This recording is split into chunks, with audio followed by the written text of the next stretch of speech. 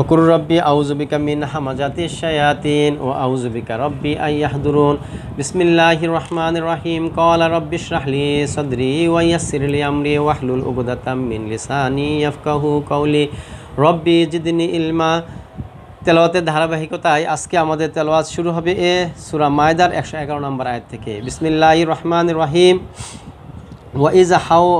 ওয়া ইজ আওহাইতু ইলা আল্লাহ হাওয়ারিন, যখন আমি হাওয়ারিদের প্রতি প্রেরণ করেছিলাম। কি প্রেরণ করেছিল? আল্লাহ তাআলা ওহী প্রেরণ করেছিল। আন আমানু বি ওয়া বি রাসূল, তোমরা ঈমান আনো রসুলের প্রতি। তো আমরা 110 নম্বর আয়াতে দেখলাম যারা বনী ইসরায়েলদের উপরেই হযরত ঈসা আলাইহিস সালাম আসলো। ঈসা আলাইহিস সালামকে যখন তারা প্রত্যাখ্যান করলো, যখন হত্যা করার জন্য তারা উঠে পড়ে লাগলো, তো আল্লাহ তাআলা হাওয়ারিদের উপর ওহী করলেন। হাওয়ারি এমনি এমনি রাসূলের প্রতি ঈমান আনে নাই। হাওয়ারিদের প্রতি আমি এমনি এমনি কোরআনের প্রতি ঈমান আনবো না, আমি এমনি এমনি রাসূলের প্রতি ঈমান আনবো না, যতক্ষণ পর্যন্ত আল্লাহর অনুমতি হবে, আল্লাহ আমাকে সেই ওহী প্রেরণ না করবে। ওহী মানে আল্লাহর যা ইচ্ছা সেটা আমার উপর যখন প্রয়োগ করবে। তো আল্লাহ তাআলা হাওয়ারিদের, আমাদের আলোচনা চলতেছে কিন্তু কিয়ামতের প্ল্যাটফর্মে, কিয়ামতের দিন সব নবীকে যখন জিজ্ঞাসা করবে যে তোমরা যাদের কাছে দাওয়াত দিছো, পয়গাম পৌঁছেছো, তারা কি বলছিল সে জানতে চাবে। তখন নবীরা উত্তর দেবে, তুমি তো ভালো জানো হে আল্লাহ, তুমি তো সব গায়েবের খবর জানো। তখন আল্লাহ তাআলা ঈসা আলাইহিস সালামকে আনলেন। ঈসা আলাইহিস সালামের কাছ থেকে বিভিন্ন জন জানতেছেন ঈসা আলাইহিস সালামের উপর কী নিয়ামত করা হয়েছে, সেগুলি আল্লাহ তাআলা বলতেছে। তার কমরা তারকে কীভাবে প্রত্যাখ্যান করছে সেগুলো আল্লাহ তাআলা উপস্থাপন করতেছেন। সেই কিয়ামতের মাঠের একটা সচিত্র প্রতিবেদন এখানে আল্লাহ তাআলা সূরা মায়দাতে উপস্থাপন করতেছে। তো আল্লাহ তাআলা বলতেছে, ওয়া ইজ আওহাইতু ইলা আল হাওয়ারিন, আমি যখন ওহী করলাম হাওয়ারিদেরকে, আন আমিনু বির রাসূলি, তোমরা ঈমান আনো সেই রাসূলের প্রতি। ক্বালু আমান্না, তারা বলল আমরা ঈমান আনলাম। ওয়া আশহাদ বি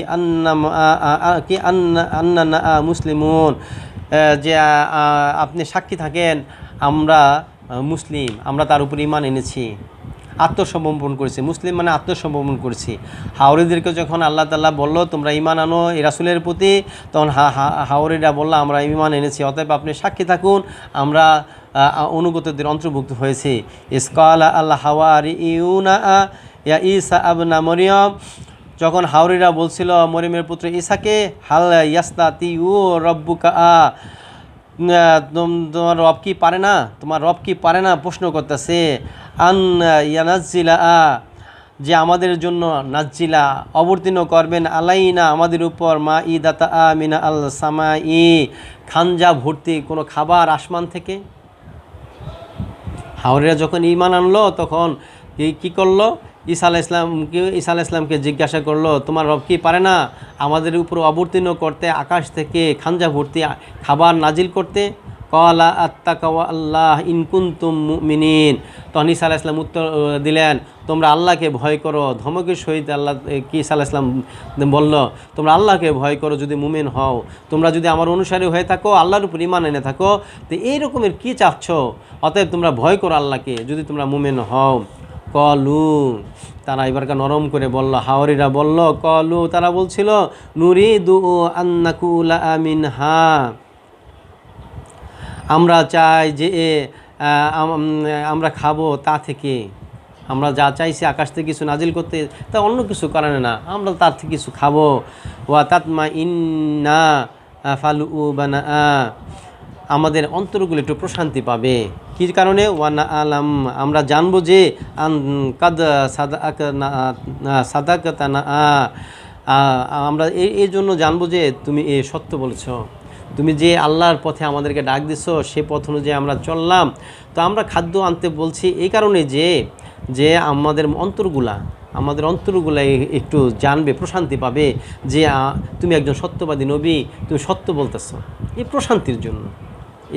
এরকম আলোচনা কিন্তু আমরা সেই সূরা বাকারে পাইছি। ইব্রাহিম আলাইহিস সালাম আল্লাহর কাছে প্রশ্ন করছিল, হে আল্লাহ, তুমি কীভাবে মৃতকে জীবন্ত করবে?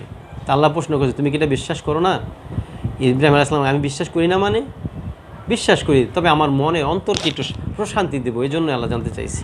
তো হাওয়ারিরাও বলতেছে আমরা তোমার কাছে খাঞ্জা ভরা খাদ্য চাইছি এই কারণেই, আমরা একটু খাবো ওখান থেকে, এবং তুমি যে একজন সত্যবাদী নবী তা এইটুকু একটু যাচাই করে নেব, আমাদের অন্তরগুলা এইটাই চাচ্ছে।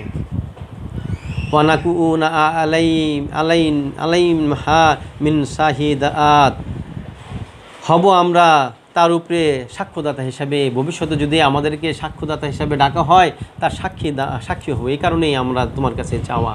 তো আমরা তো সেই সূরা বাকারাতে 143 নামে 43 নম্বর আয়াতে পড়েছি উম্মাতান ওয়াসাতান, তোমরা সাক্ষ্যদাতা হবে। তো হাওয়ারিরাও বলতেছে আমরাও সাক্ষ্যদাতা হব। দেন লিঙ্ক কি, আল্লাহর কথার যোগসূত্র কী?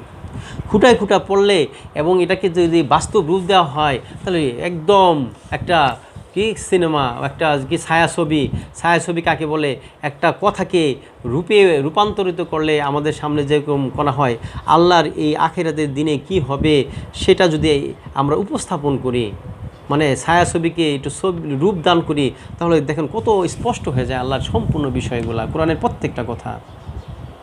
তো আমরাও সাক্ষ্যদাতা হব সেই দিন যেদিন আমাদেরকে ডাকা হবে।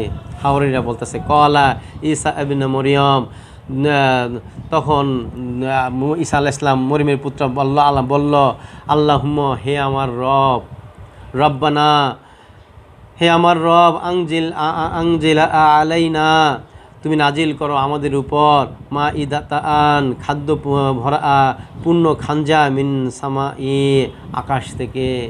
যখন হাওয়ারিরা নমনীয়তাভাবে রাসূলকে বলল আমাদের মনে চায়, একটু দিলটা প্রশান্তির জন্য চায় তুমি খাদ্য ভরা খাঞ্জা নিয়ে আসো, যাতে আমরা এই থেকে বিশ্বাস অর্জন করতে পারি, পরবর্তী যুগে যারা আসবে আমরা যেন তাদের জন্য সাক্ষ্যদাতা হতে পারি যে তুমি সত্যিকারী আল্লাহ নবী। তো ঈসা আলাইহিস সালামের আল্লাহর কাছে দোয়া করলে, হে আমার রব, তুমি আমাদের উপর নাজিল করো আসমান থেকে কি খাদ্য ভরা খাঞ্জা, তাকুনু লানা, যা হবে আমাদের জন্য ঈদ, খুশির।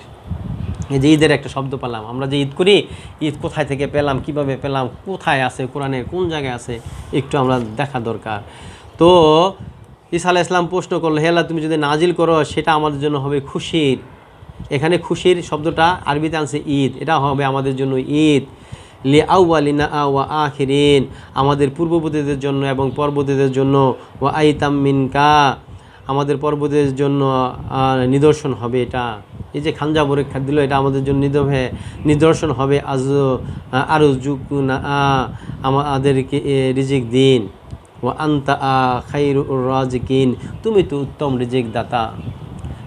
ঈসা আলাইহিস সালাম আল্লাহর কাছে দোয়া করলো, হে আল্লাহ, তুমি আমাদেরকে আসমান থেকে খাঞ্জা ভরা খাদ্য নাজিল করো, যেটা হবে আমাদের জন্য খুশির, অতএব তুমি তো উত্তম রিজিক দাতা। কল আল্লাহু, তখন আল্লাহ তাআলা বললেন, উত্তর দিলেন, ইন্নী মুনাজ্জিলুহা আলাইকুম, নিশ্চয়ই আমি অবতীর্ণ করব তোমাদের উপর। ফামান ইয়াকফুরু বাআদু মিনকুম ফাইন্নী ওয়াআযিবুহু আযাবা, আমি তোমাদের উপর এই খাঞ্জা ভরা খাদ্য নাজিল করব, এই খাদ্য খাওয়ার পরেও যারা তা থেকে ফিরত যাবে, আমার এই বিধান, আমার এই নিদর্শন থেকে যে মুখ ফিরে নেবে, অস্বীকার করবে, আমি তাকে অবশ্যই শাস্তি দান করব। লা উআযিবুহু আহাদাম মিনাল আলামিন, যা আমি এর পূর্বে কাউকে এমন এই বিশ্বজগতে শাস্তি দান করি নাই। ওয়া ইসকাল আল্লাহ, যখন আল্লাহ বললেন,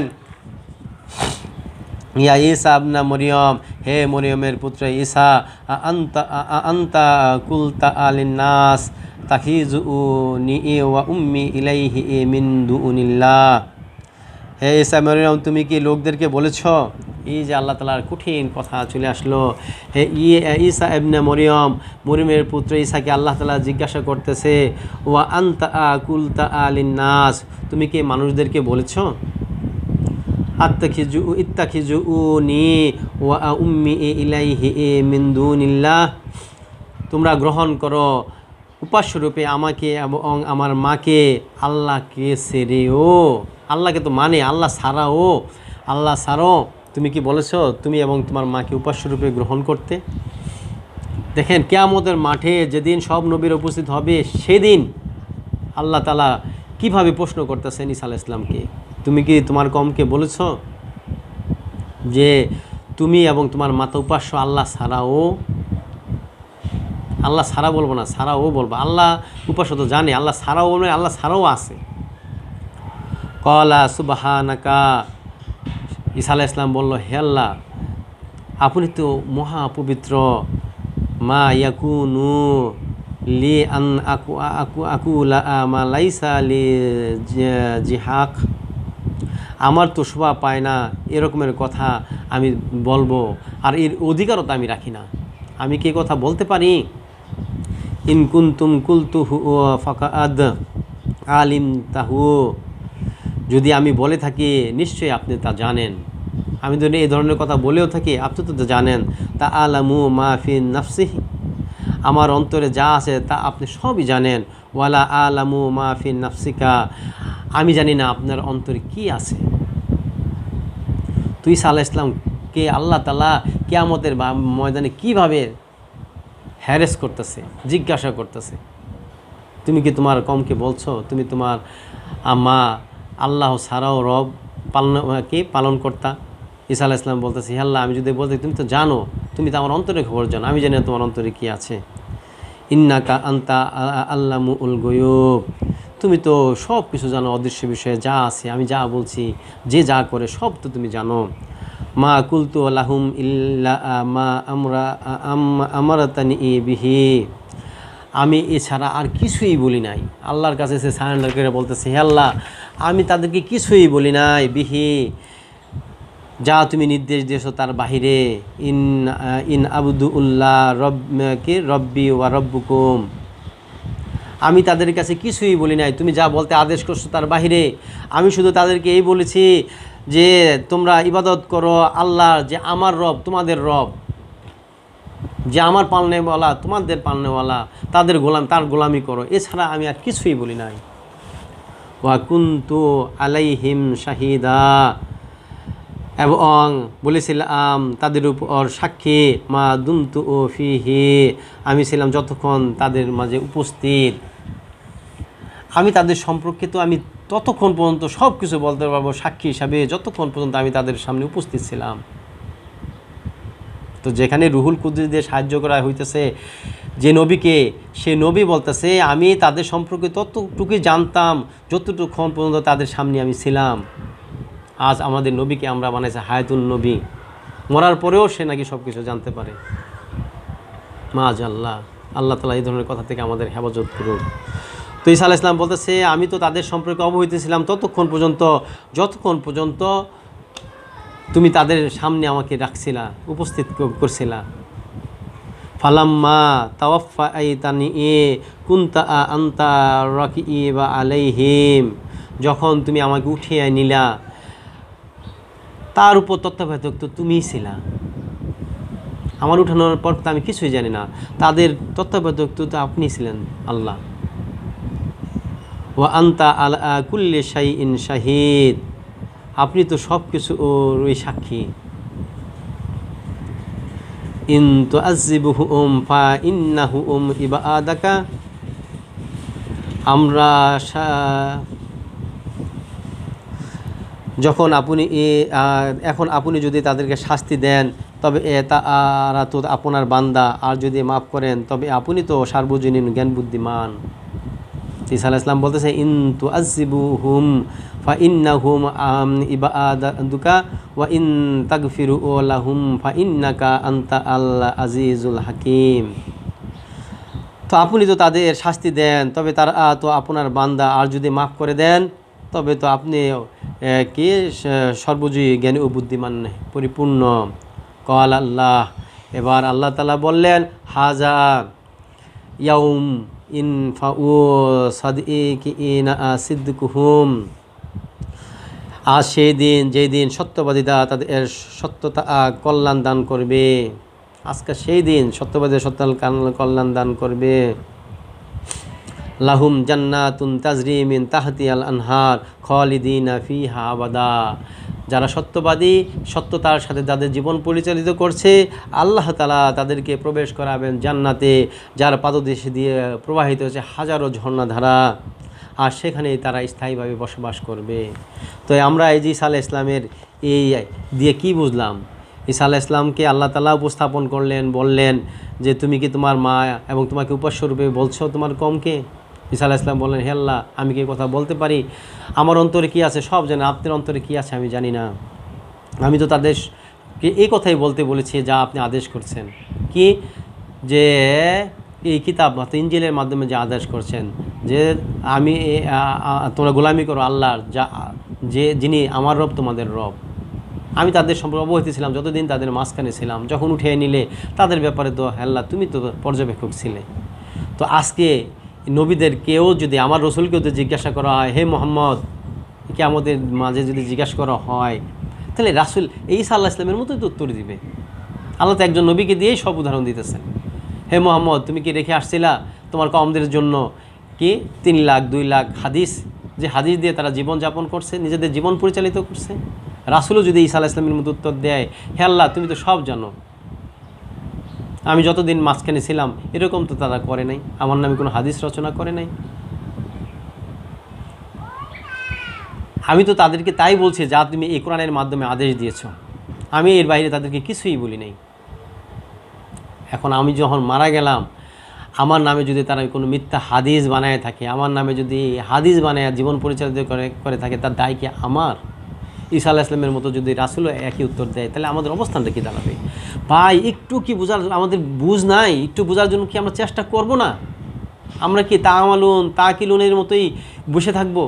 একটু কি বিবেক আমাদের নাই? বোঝার মতো কোন ক্ষমতা নাই, সক্ষমতা নাই? ঈসা আলাইহিস সালামের ঘটনাতে আল্লাহ কী বুঝাইতে চাইলো, সেম ঘটনা যদি আমার রাসূলের ব্যাপার হয়, রাসূল কি উত্তর দিবে? একটু বোঝার ক্ষমতা কি আমাদের কারো নাই? এই পৃথিবীতে কারো নাই, একটা মানুষের নাই। 20টা বছর আমি মাদ্রাসার দুয়ারে দুয়ারে নিজেদের মাথা খুঁটাইলাম, এই বুঝটুকু আমার কি আসতেছে না? ঈসা আলাইহিস সালামের মতো আমার রাসূলকে যদি প্রশ্ন করা হয়, রাসূল কি উত্তরটা দিবে? আমার চিৎকার করে চতুর্দিকে মানুষের কাছে বলতে ইচ্ছা করে, একটা বারও কি আমাদের বুঝ আসতেছে না? ঈসা আলাইহিস সালামের যে প্রশ্ন করা হয়, আমার রাসূলকেও যদি এই প্রশ্ন করা হয়, কি উত্তর আসবে? প্রত্যেকটা মানুষের কাছে দাঁড়িয়ে দাঁড়িয়ে গিয়ে এই কথাটি আমার বলতে ইচ্ছা করে। তো আল্লাহ তাআলা বলে দিলেন, যারা এই সত্য দিয়ে নিজেদের জীবন পরিচালিত করবে, আল্লাহ তাআলা তাদেরকে কি দিবেন? জান্নাতে প্রবেশ করাবেন। জান্নাতে কি থাকবে? হাজারো ঝর্ণাধারা থাকবে, সেখানে তারা স্থায়ীভাবে বসবাস করবে। রাদিয়াল্লাহু আনহুম, আল্লাহ তাআলা সেই সব লোকদের উপর সন্তুষ্ট হবেন। ও রাদিউ আনহু, তারাও আল্লাহর প্রতি সন্তুষ্ট হবেন। জালিকাল ফাউজুল আজিম, ফাউজ বিরাট সাফল্য। এটাই মানুষের জন্য সবচেয়ে বড় সাফল্য, যে আল্লাহ তার উপর সন্তুষ্ট। এই ফাউজ শব্দ আমরা আগেও পাইছি, যার হাতে ডান হাতে আমলনামা দেওয়া হবে, সেইটাই বড় সাকসেস হবে সেই দিন। লিল্লাহি মুলকুস সামাওয়াতি ওয়াল আরদ ওয়া মা ফিহিন্না, যা আছে আসমানে, যা আছে জমিনে, তার মধ্যে। ওয়া হুয়া আলা কুল্লি শাইইন কাদির, সব কিছুর উপরেই আল্লাহ তাআলা ক্ষমতাবান, পূর্ণ ক্ষমতাবান। তো আল্লাহ তাআলা আপনাকে আমাকে কিয়ামতের এই ময়দানে রাসূলদের উপস্থিত করে কি আলোচনা করবে সব আমাদের সামনে উপস্থাপন করলেন। আল্লাহ তাআলা আপনাকে আমাকে এইভাবে খুঁটিয়ে খুঁটিয়ে পড়ে বুঝার তৌফিক দান করুন। রাব্বানা তাকাব্বাল দুআ। সালামুন আলাইকুম।